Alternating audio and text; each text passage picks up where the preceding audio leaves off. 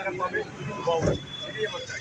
কিন্তু দেখা যায় যে যারা সাংসদ যারা আছে তারা পুলিশ প্রোটোকল দেয়, পঁচিশের যাতে মাথায় বসে থাকে, এটা হয়। এটা হলে নির্বাচন জনগণের মধ্যে প্রশ্ন হবে, তাহলে নির্বাচন তো সঠিক হবে না। মানুষ মানে এই ঘোষণা থাকি যায়। আমরা মনে করি যে যদি নির্বাচন যখন তফসিল ঘোষণা হওয়ার পর সকল প্রার্থী সমান, জনগণ যাকে ভোট দেবে সেই নির্বাচন, এটি আমার মনে হয়। কিন্তু আপনি যে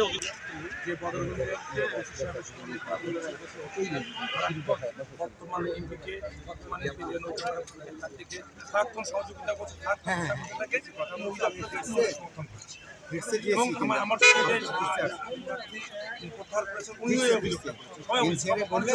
এখন পর্যন্ত ভোটের পরিবেশ আমি মনে করি যেখানে মাননীয় প্রধানমন্ত্রী শেখ হাসিনা বলেছেন এবার নির্বাচন হবে সুষ্ঠু, সফল এবং নির্বিঘ্ন।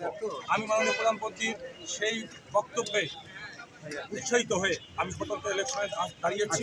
আমি বিশ্বাস করি জনগণ ভোট দেওয়ার যার ভোট তাকে দেওয়ার সুযোগ পায়, তাই বিশ্বাস করে নির্বাচন।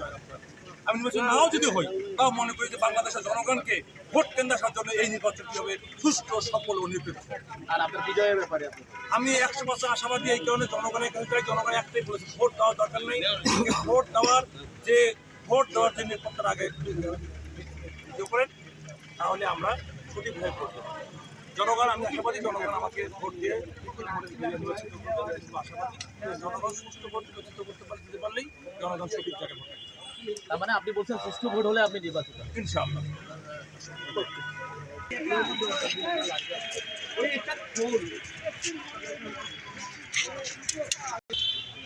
আলোচনা